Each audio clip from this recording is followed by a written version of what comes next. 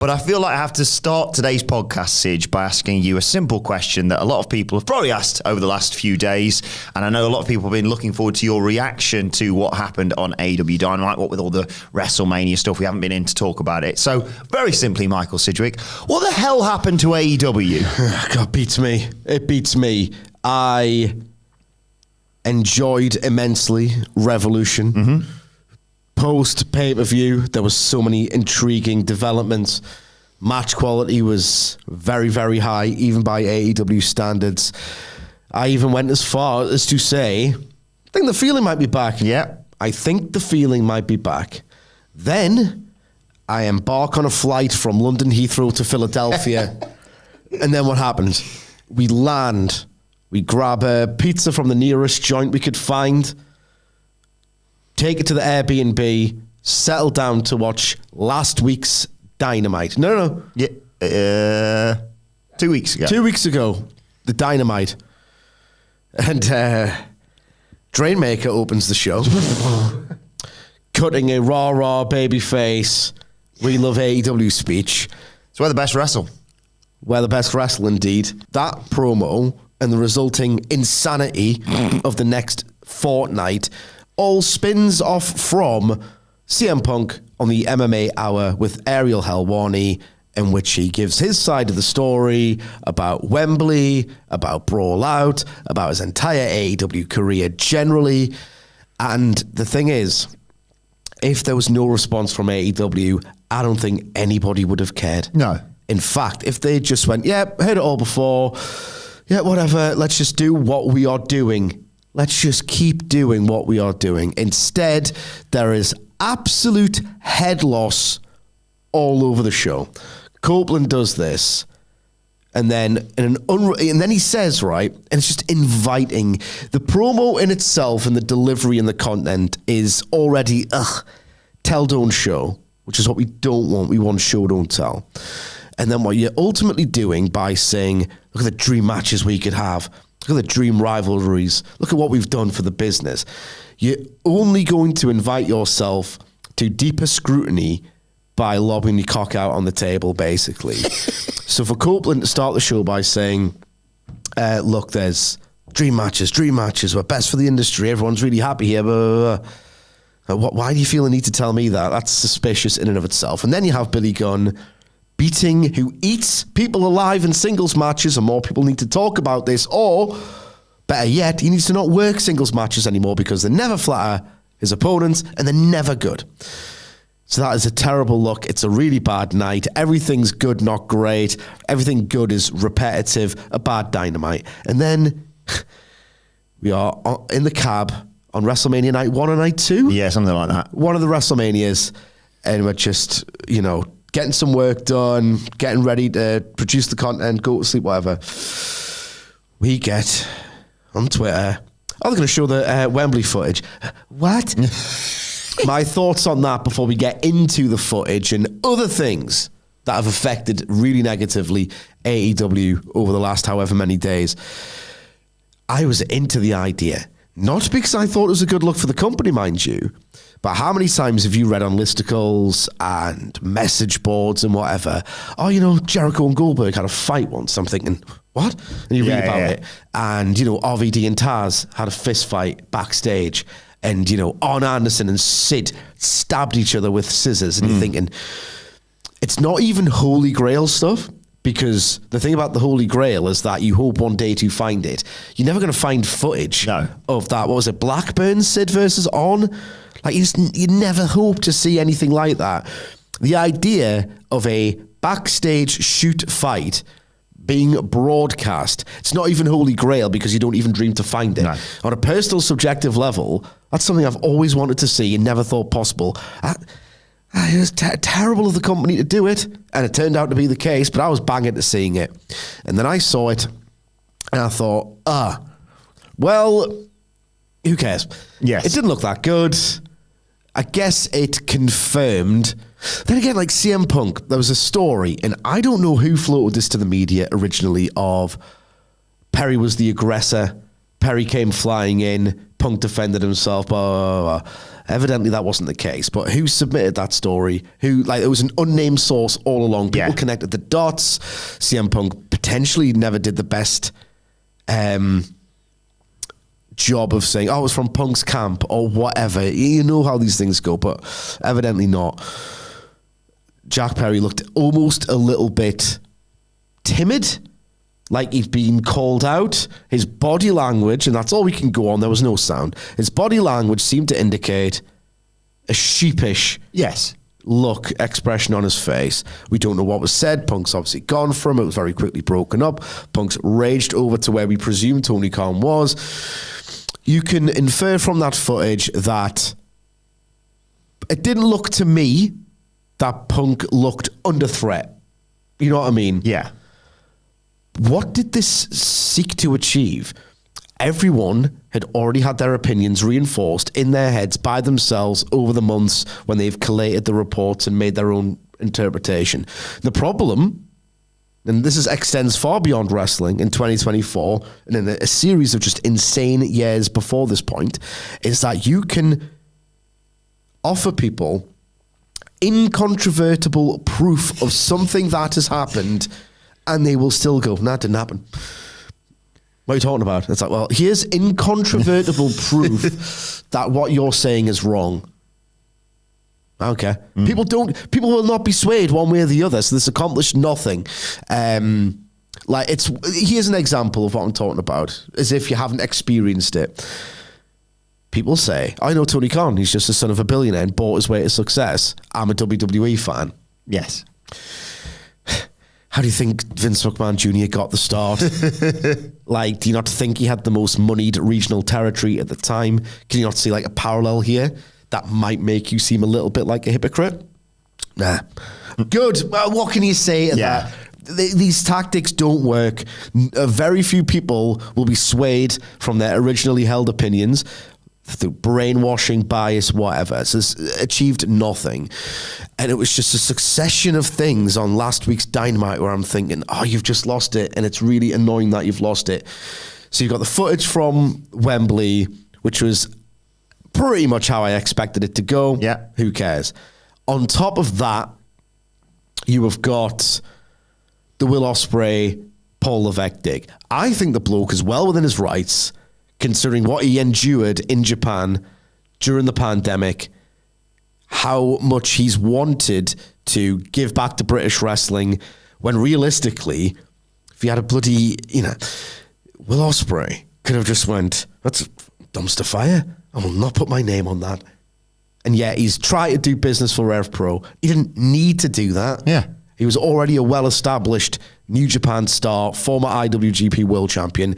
He felt a loyalty to the scene that made him and grinded to try and elevate it before he went to do his big payday, right? Will Osprey, when no one asked him to do it, no one reasonably expected him to do it, decided, I'm going to do some cool stuff in Impact. What? Why would you do that? Because he wanted to, because he had a long-held ambition and he considers himself a workhorse. Only for Levesque to turn around and go, he's afraid of it. Are you taking the piss? Is Paul Levesque, who for the last however many years of his career decided to work once a year. You know what I mean? Yeah. Are you afraid of the grind? What makes you so special? You're only doing WrestleMania and SummerSlam, or maybe a Survivor Series, etc. I can understand if you are Will Ospreay, you are really, really pissed off. Because I've read, or rather listened to, several interviews / podcasts where Ospreay has talked about his negotiations with WWE. He could not have been nicer. He said, I respect everyone who does that. It's not for me. Yeah. He would rather work a lighter schedule. How many bumps does he take in a regular AEW match compared to what he would be taking if he did a Raw and, 2 or 3 house shows? I would argue the same amount of bumps. Yeah. Right? It's just, that's how it works. You've got a high intense, in-ring heavy, action-forward style on an AEW TV match that is more intensive on your body than, or as intensive on your body as multiple WWE TV matches per week. That's just how it works. Yeah. doing both on the same show, it's like, he's gotten to, and I'm getting that desperation that he's gotten to, and then you've got Jericho's new gimmick of, Hook's my protege. He's not listening to me. He's not taking my veteran advice, and I'm thinking, you know what this is? This is somehow CM Punk has returned. You know, you got like a franchise, and under the worst or like most contrived circumstances imaginable, Freddy Krueger comes back. And I'm not equating CM Punk to, molesting return from the dead serial killer. I'm just using a very loose analogy here. Somehow Emperor Palpatine has returned. There's an 18th Freddy film where he's been brought back somehow under these ridiculously contrived. This whole last 2 to 3 weeks of AEW has felt like an absolutely awful horror movie sequel. It's like, he's back, how? And it's rubbish. We can't escape it. Morale's all over the place.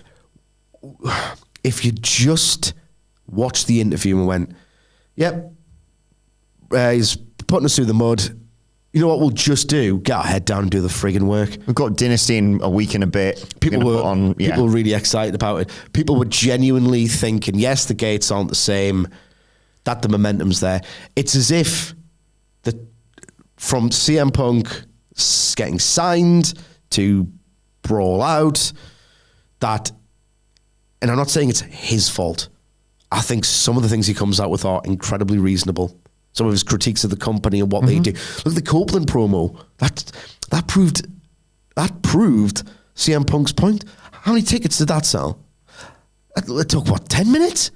Oh, it felt long. What interest was built in an AEW match on the back of that Copeland program?